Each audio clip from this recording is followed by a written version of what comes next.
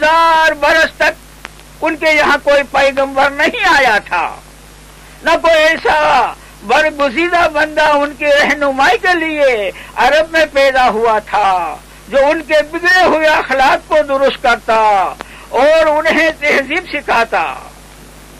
सदियों तक रेगिस्तान में आजादी की जिंदगी बसर करने के सबब उनमें जहालत फैल गई थी और वो अपनी जहालत में उस कदर सख्त हो गए थे कि उनको आदमी बनाना किसी मामूली आदमी के बस की बात बस का काम न था। लेकिन उसी के साथ उनमें ये काबिलियत जरूर मौजूद थी कि अगर कोई जबरदस्त इंसान उनकी इस्लाह कर दे और उसकी तालीम के असर वो किसी आला दर्जा का मकसद को लेकर खड़े हों तो दुनिया की तमाम बुराइयों को मिटाने के लिए, पैगंबर आलम की तालीम को फैलाने के लिए ऐसे ही जवान और ताकतवर कौम की जरूरत थी। इसके बाद अरबी जबान को भी देखो। इस जबान की वाकिफियत और उसके इल्म और अदब के मुताले से आपको मालूम होगा कि बुलंद ख्यालात को अदा करने और खुदाई इल्म की निहायत नाजुक और बारीक बातें बयान करने और दिलों में असर पैदा करने के लिए इससे ज्यादा लायक जबान नहीं है।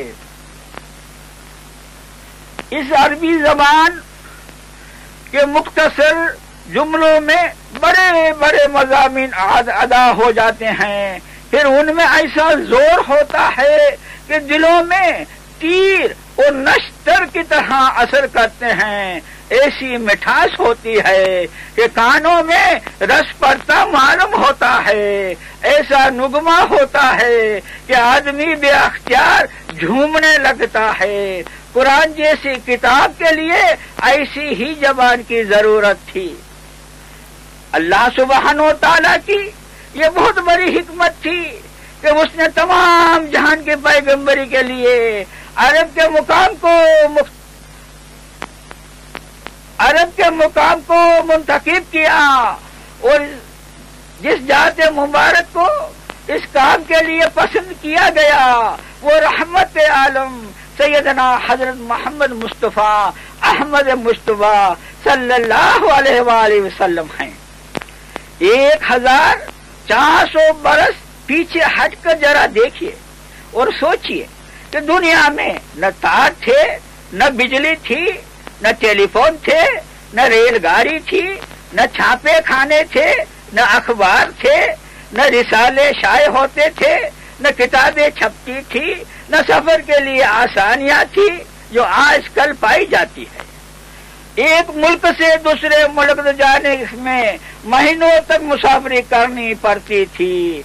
इन हालात में दुनिया के दरमियान अरब का मुल्क सबसे अलग थलग हुआ था। इसके इर्द गिर्द ईरान, रोम और मिस्र के मुल्क थे जिनमें कुछ इल्म और फन का चर्चा था, मगर रेत के बड़े बड़े समुद्रों ने अरब को उनसे जुदा कर रखा था। अरब सौदागर ऊंटों पर महीनों तक की रातें करते हुए दूसरे मुल्कों में तिजारत के लिए जाते थे, मगर ये ताल्लुक सिर्फ माल की खरीदी और फरोख्त की हद तक था। खुद अरब में कोई आला दर्जा का तमद्दुन न था, न कोई मदरसा था, न कोई कुतुब खाना था, न लोगों में तालीम के लिए कोई चर्चा था। तमाम मुल्क में सिर्फ गिनती के चंद लोग थे जिनको कुछ लिखना पढ़ना आता था। वहाँ कोई बाकायदा हुकूमत भी न थी, कोई कानून भी न था। हर कबीला अपनी जगह खुद मुख्तार था।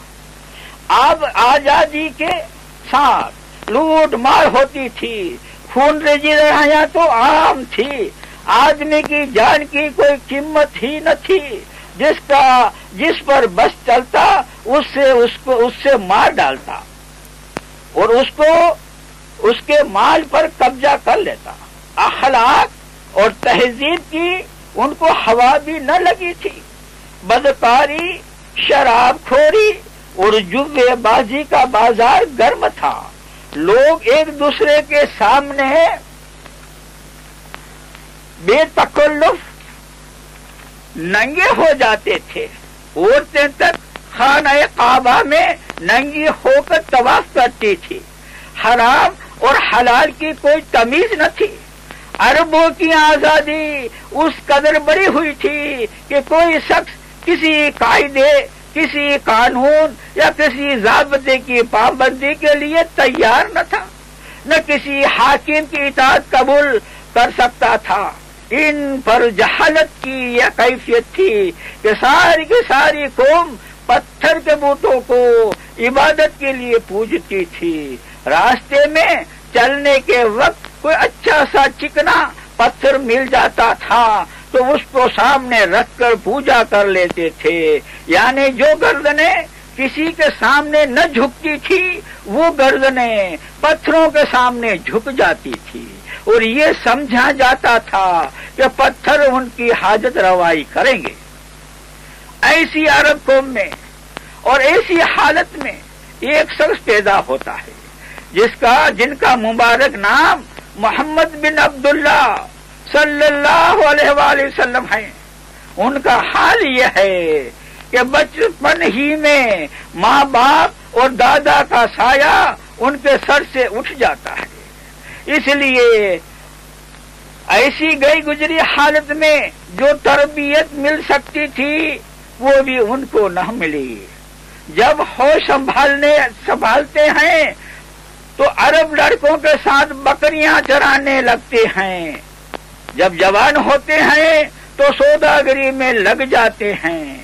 آپ کا اٹھنا بیٹھنا ملنا جلنا سب انہی عرب لوگوں کے ساتھ ہے جن کی حالت ابھی بیان ہو چکی ہے. آپ میں تعلیم کا نام تک نہیں تھا، حتیٰ کہ آپ کو پڑھنا بھی نہیں آتا تھا، مگر اس کے باوجود آپ کی عادتیں، آپ کے اخلاق، آپ کے خیالات سب لوگوں سے جدا تھے. وہ کبھی بھی جھوٹ نہیں بولتے، کسی سے بے بدکلامی نہیں کرتے. آپ کے مبارک زمانے میں سختی کے بجائے شیرنی تھی، اور وہ بھی ایسی مٹھاس کہ لوگ اس کے عاشق ہو جاتے تھے. آپ کسی کا ایک پیسہ بھی ناجائز طریقے سے نہیں لیتے. آپ کی ایمانداری کا حال یہ تھا کہ لوگ اپنے قیمتی مال ان کے پاس حفاظت کے لیے رکھواتے تھے، اور آپ ہر ایک کے مال کی حفاظت اپنی جان کی طرح کرتے تھے. اور ساری عرب قوم ان کی دیانت پر پورا بھروسہ کرتی تھی، اور آپ کو اس وجہ سے امین کے نام سے پکارتی تھی. آپ کی شرم